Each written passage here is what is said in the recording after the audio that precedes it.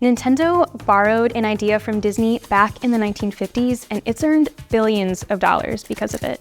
In fact, Nintendo did it twice, and no one seemed to notice.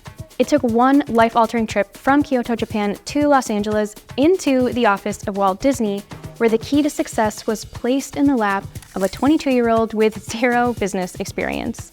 The idea this scrappy kid saw miraculously transformed his family's struggling playing card company into a global gaming giant, Nintendo.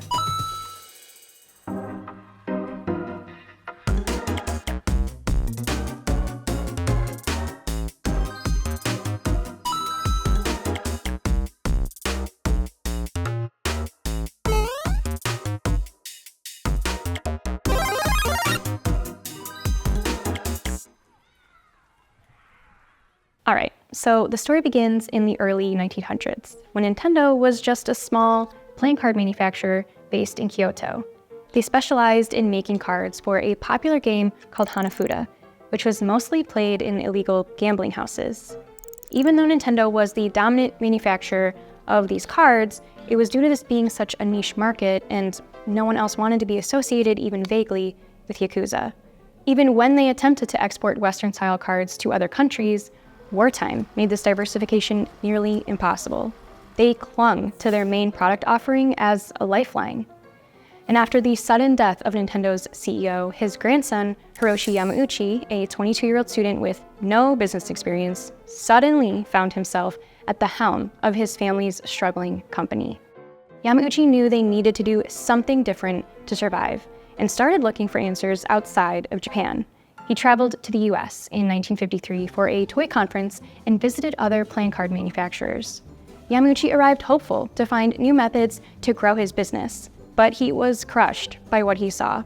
American companies were huge, with distribution channels, manufacturing facilities, and massive sales figures. Nintendo, this family-owned operation, was absolutely microscopic next to them. But while in America, Yamauchi somehow tugs his way into a meeting with Roy Disney, the new CEO of the Walt Disney Company.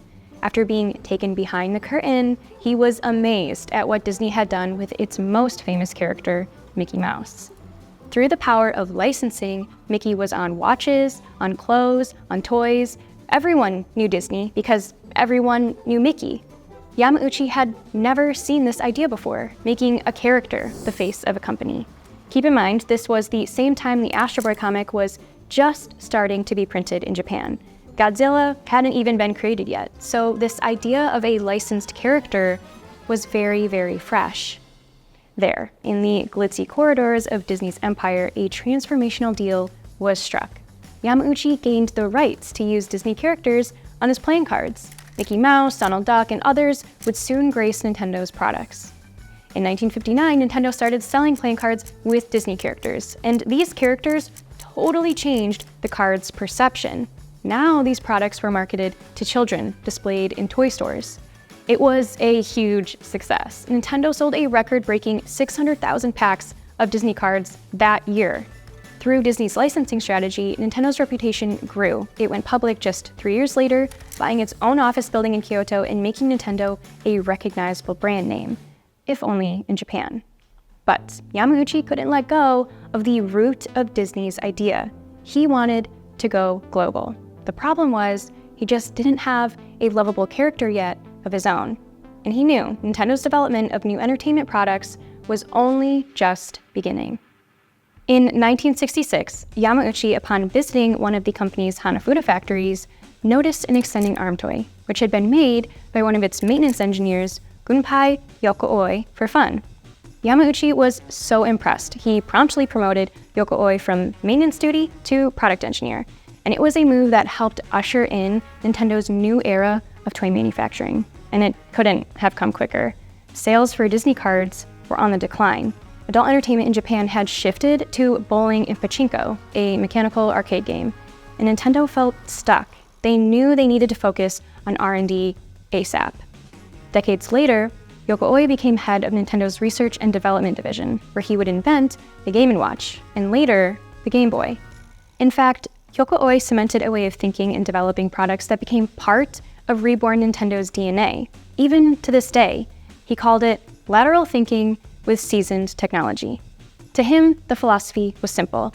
Developing new products does not require cutting-edge technology. The ideal way to develop was to find novel, entertaining ways to make use of cheap and abundant existing technology, like paper, plastics, diodes, semiconductors. The Game & Watch, for example, was made with the same exact widely available tech as LCD calculators and watches, just used for entertainment purposes instead. This philosophy gave Nintendo an advantage in a moment when technology and entertainment was changing rapidly. They weren't sunk into massive development costs to play with unknown tech that no one was familiar with yet. There weren't bugs and hurdles that bogged down development. And by leaning into known technologies, they could prioritize what they could accomplish easily while focusing on the user's experience, the joy.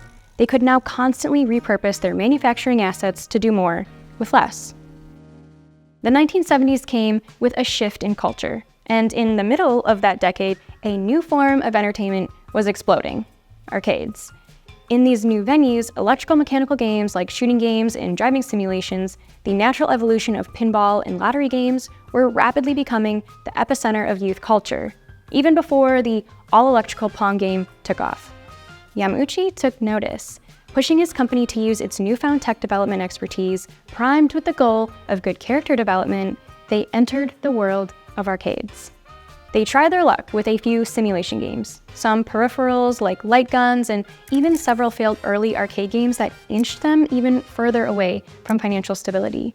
They hadn't found their jackpot yet, and the tech was already evolving again.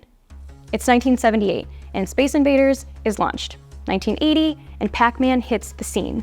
The industry is ramping up quick, and if you can't develop, you're left in the dust. It's 1981, and finally, Nintendo's all-electric, internationally distributed arcade game Donkey Kong is an instant hit, even overseas in the US.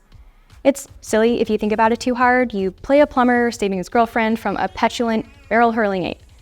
But in its first 2 years, Donkey Kong made $280 million, even more than almost every Hollywood movie at the time. And finally, Yamauchi has an iconic character of his own. With Nintendo's invention of the NES home game system in 1985, Nintendo offered licensing agreements to game developers to make their new platform take off hard, while they explored what all they could make with this plumber character, Mario. In the first year, 17 game developers eagerly signed this license agreement, and by 1988, it was up to 50 companies. It was a pretty sweet deal. Several companies earned over $100 million a year making Nintendo games. And in a twist of fate we could not make up, the most successful licensee making Nintendo games was Disney. Under the name of Capcom, Disney made $160 million a year releasing popular games like DuckTales and Rescue Rangers. And yes, Nintendo did make a lot of money with its license agreements, but Yamauchi's ultimate aim was always exposure. Nintendo first used Disney's recognizable brand as a slingshot to become a reputable household name throughout Japan. And when Nintendo wanted exposure in the States, even while the video game markets became totally saturated, it was the idea of licensing that pushed the now multi-game Mario into American homes. Soon, kids were waking up from their Mario bedsheets using their Mario shampoo, cooking with their Mario frying pan, just in time to watch a Mario cartoon on TV. By 1992, 7 of the top 10 toys of the year were Nintendo-themed. Toys R Us alone sold $1 billion of Nintendo products each year. And in a final blow to Disney, thanks to Nintendo's aggressive licensing, Mario became the most recognizable character in the world. Yes, even more than Mickey Mouse. Yamauchi was an experimentalist, willing to pursue new avenues. His tenure at Nintendo is a masterclass in leadership and adaptability. From embracing change to harnessing the power of licensing, Yamauchi transformed a simple playing card company into a global empire of imagination and entertainment. He piggybacked off the brand success of another company to get his business's name out there, transforming their decades-old reputation. He wholeheartedly embraced Yoko Oi's strategy of lateral technology, developing with what they knew and could manufacture well, and experimenting cheaply until something really stuck. And the final stroke that launched them into global fame, licensing out their own successful, recognizable IP to others. The gas to the flame, brand awareness in new markets. In other words, this is all about leverage, either using the leverage of others, creating your own, or maybe a bit of both.